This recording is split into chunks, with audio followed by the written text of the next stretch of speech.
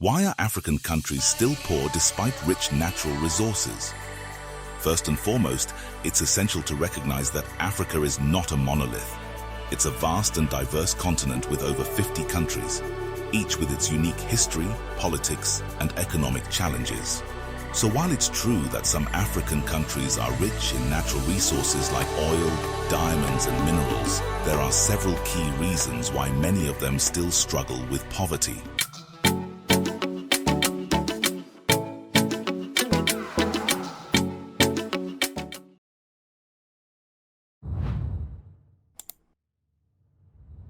One significant factor is the legacy of colonization. Africa has a long history of being colonized by European powers who exploited its resources for their own gain. This exploitation left deep scars on African nations, both economically and socially. Many African countries gained independence relatively recently, and they often inherited political and economic systems that were primarily designed to benefit the colonizers. These systems were not conducive to sustainable development and often perpetuated corruption, inequality, and a lack of accountability. Furthermore, the extraction of natural resources by foreign companies has often been detrimental to local economies. Many African countries heavily rely on revenue from resource extraction, such as oil or minerals, as a primary source of income. However, these industries are often controlled by foreign companies that repatriate a significant portion of the profits, leaving little for local development. This pattern of resource dependency can lead to economic instability as prices for commodities fluctuate on the global market. Another critical aspect is the lack of infrastructure and investment in key sectors. Many African countries face inadequate transportation, communication networks, and energy systems, which hinder economic growth. Moreover, there is often a lack of investment in sectors such as agriculture, education, and healthcare, which is crucial for sustainable development. Insufficient funding and corruption further exacerbate these challenges. Moreover, conflicts and political instability play a significant role in hindering economic progress. Africa has experienced a history of civil wars, political unrest, and intrastate conflicts, which have devastating effects on communities and economies. These conflicts divert resources away from development projects, create refugee crises, and pose significant security risks, thus making it difficult for countries to focus on long-term economic growth. Additionally, issues of governance and corruption are prevalent in many African countries. Corruption undermines the rule of law, hampers economic development, and erodes public trust in institutions. It can discourage much-needed foreign investment and divert funds away from essential public services.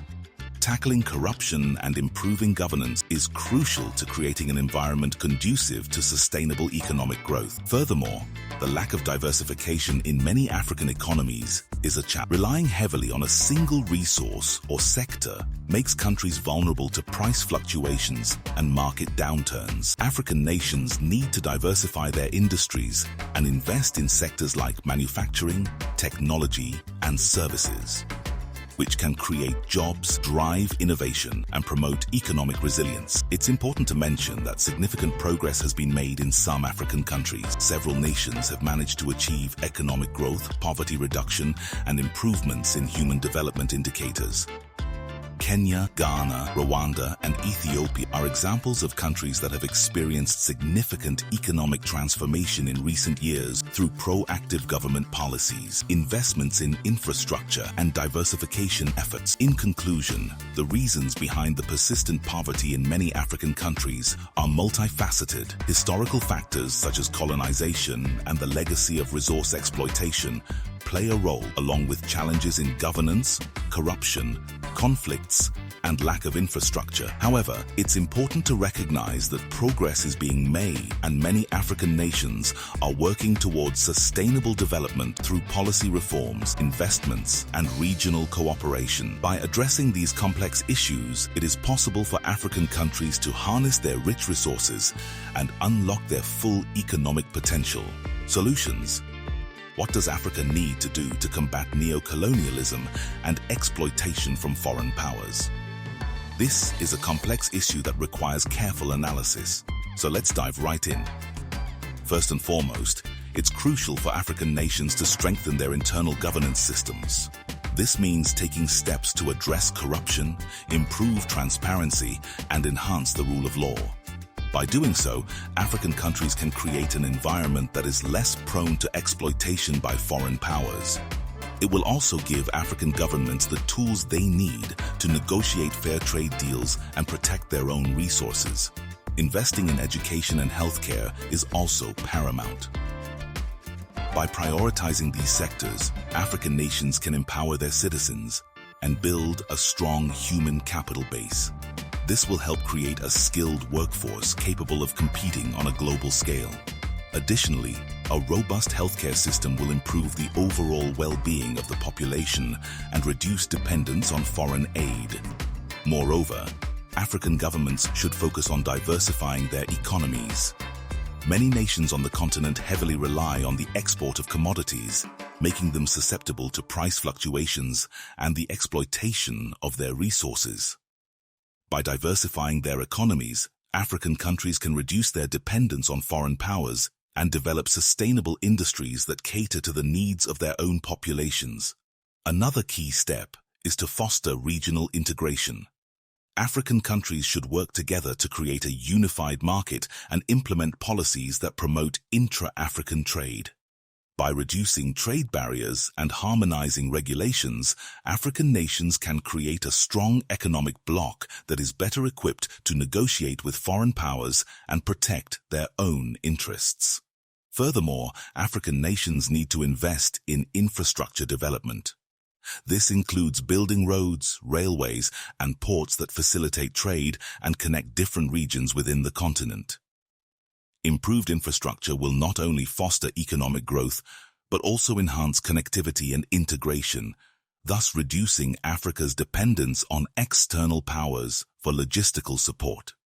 In addition to these internal measures, African countries should also engage in strategic diplomacy. This involves actively seeking alliances with other nations that share similar interests and concerns. By forging partnerships based on mutual respect and cooperation, African nations can strengthen their position on the international stage and resist neo-colonialist influences. Furthermore, African countries should leverage their natural resources in a way that benefits their own populations. This means negotiating fair trade agreements that ensure the sustainable extraction and management of resources. By maximizing the value of their resources and promoting local industries, African nations can retain more of the economic benefits within their borders. It's also important for Africa to invest in research and development. By fostering innovation and technological advancements, African countries can become more self-reliant and reduce their dependence on foreign powers.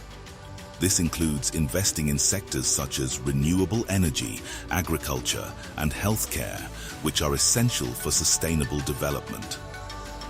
Lastly, African nations should actively engage in cultural preservation and promotion. By valuing and preserving their own cultures, African countries can counter the homogenizing effects of globalization and maintain their unique identities. This cultural resilience can serve as a powerful tool against neo-colonial influences and exploitation. In conclusion, combating neo-colonialism and exploitation from foreign powers is a multifaceted challenge that requires a comprehensive approach.